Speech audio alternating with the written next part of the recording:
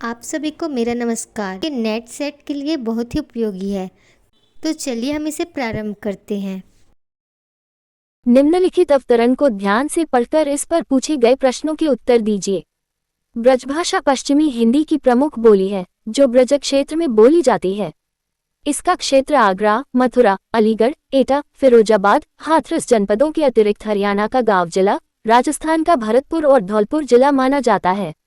उत्तर प्रदेश के बदायूं जिले के कुछ भागों में भी ब्रजभाषा बोली जाती है। एक मोटे अनुमान से ब्रजभाषा बोलने वालों की संख्या लगभग 1.5 करोड़ होगी। मध्यकाल में ब्रजभाषा को प्रमुखता प्राप्त हो गई और वह व्यापक काव्य भाषा के रूप में विकसित हुई।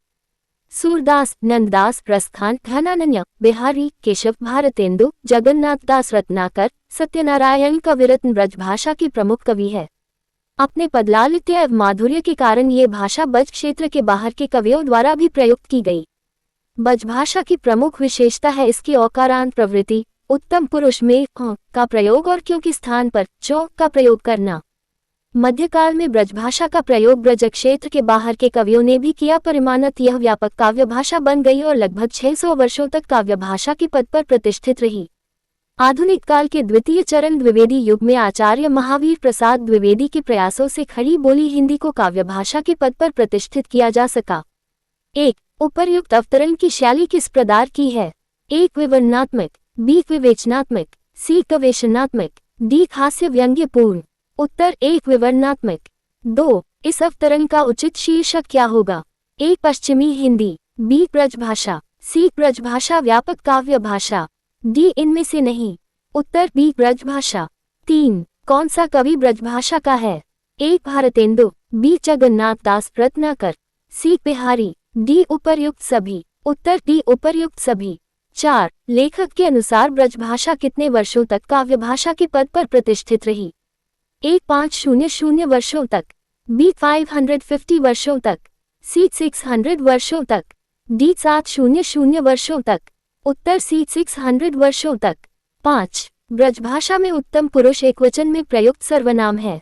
1. मैं, बी. कौन, सी. हम, डी. इनमें से नहीं। उत्तर बी. कौन।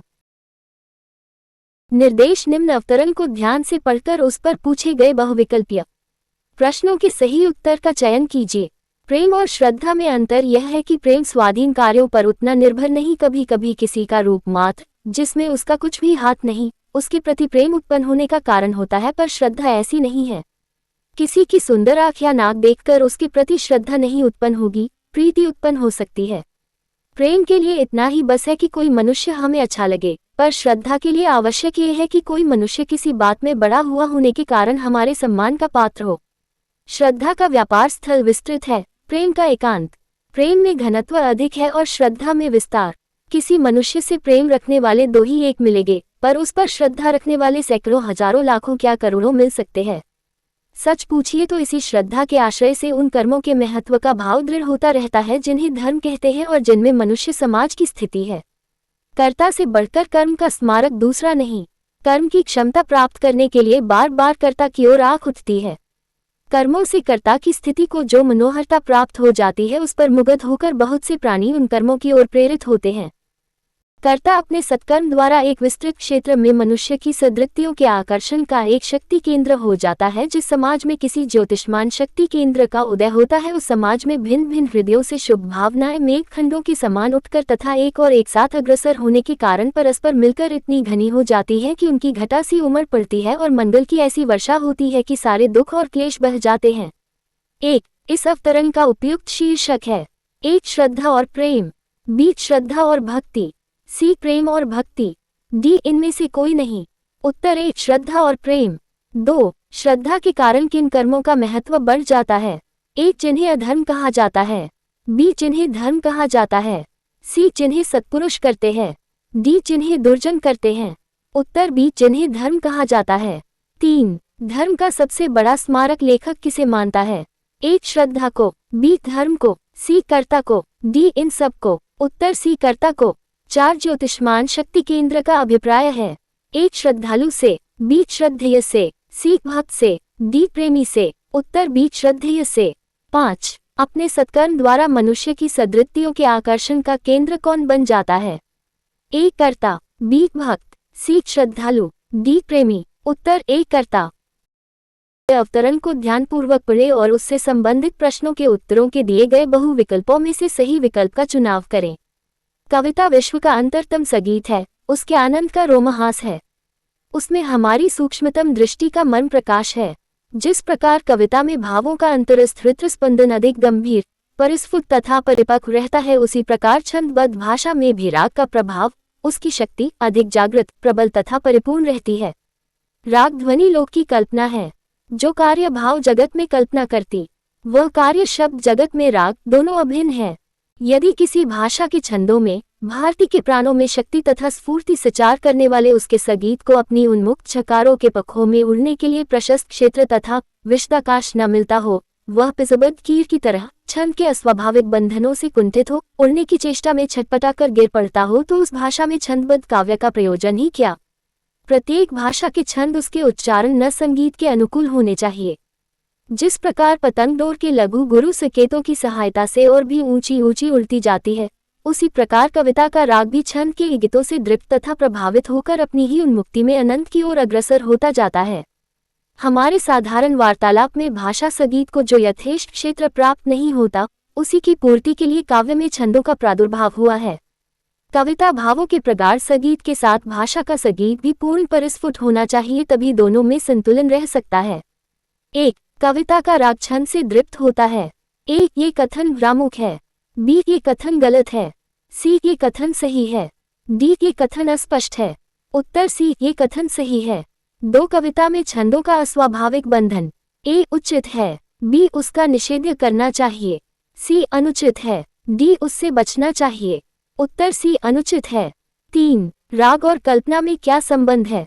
ए. परस्पर अभिन्न है। बी. परस्पर पूरक है। सी. परस्पर विपरीत है। डी. परस्पर समानार्थी है। उत्तर बी. परस्पर पूरक है। 4. छंद के इगित से कविता का राग।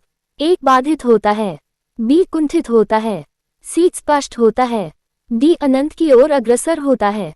उत्तर सी. स्पष्ट होता है। 5. भाषा का संगीत किसका उपकारक है। ए. कल्पना का। बी. भावों के संगीत का। सी. छंद का। डी. सूक्ष्म दृष्टि का। उत्तर सी. छंद का। उदाहरण को पढ़कर उस पर पूछे गए प्रश्नों के उत्तर विकल्पों में से दीजिए। संविधान सभा के सम्मुख एक महत्वपूर्ण प्रश्न ये था कि भारत की राजभाषा किस भाषा को बनाया जाए।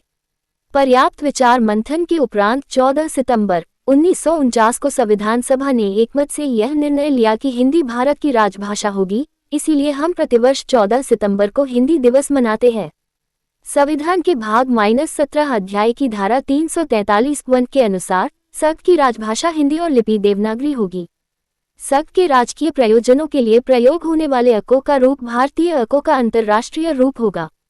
किंतु इसी के अंतर्गत ये प्रावधान भी कर दिया गया कि संविधान के प्रारंभ होने से 15 वर्ष की कालावधि के लिए उन सब राजकीय प्रयोजनों के लिए अंग्रेजी भाषा का प्रयोग भी होता रहेगा, जिसके लिए वह पहले से प्रयुक्त होती रही थी। भारतीय संविधान 26 जनवरी 1950 को लागू हुआ, अतः 15 वर्षों की यह अवधि 26 जनवरी 1965 को समाप्त हो गई, किंतु राजनीतिक दबावों के चलते सरकार ने इस अवधि को आगे बढ़ा दिया। परिमाणत अंग्रेजी का प्रयोग राजकीय कार्यों में अब भी हो रहा है।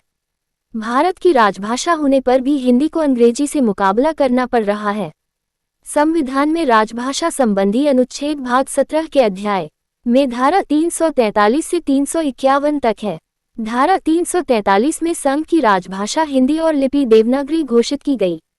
अकों का स्वरूप अंतर्राष्ट्रीय ही रहेगा। अनुच्छेद 344 राष्ट्रपति द्वारा राजभाषा आयोग एवं समिति के गठन से संबंधित है। अनुच्छेद 345, 346, 347 में प्रादेशिक भाषाओं संबंधी प्रावधान है, जबकि अनुच्छेद 348 उच्चतम न्यायालयों, उच्च न्यायालयों, संसद और विधान मंडलों में प्रस्तुत विधेयकों की भाषा के संबंध में विस्तृत व्याख्या करता है। एक संविधान सभा ने हिंदी को राजभाषा बनाने का निर्णय कब लिया। 14 सितंबर 1949 को। बी 26 जनवरी 1950 को। सी 20 सितंबर 1949 को।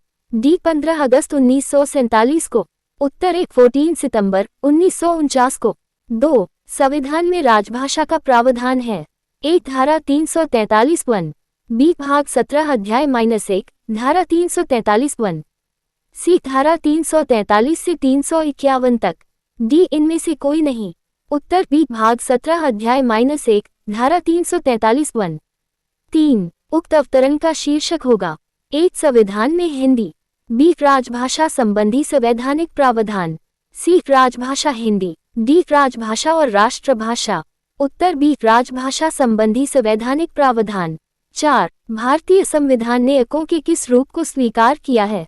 1. भारतीय अकों को, बी. अंतर्राष्ट्रीय अकों को, सी. भारतीय अकों के अंतर्राष्ट्रीय रूप को, डी. उक्त सभी को। उत्तर सी. भारतीय अकों के अंतर्राष्ट्रीय रूप को। 5. हिंदी के साथ साथ भारत में सरकारी कामकाज किस भाषा में हो रहा है? 1. तमिल, सी. संस्कृत, बी. उर्दू, डी. अंग्रेजी। उत्तर डी. अंग्रेजी। यदि आपको इस तरह के और भी प्रश्न चाहिए तो आप इसकी चैनल के माध्यम से जुड़ सकते हैं। धन्यवाद।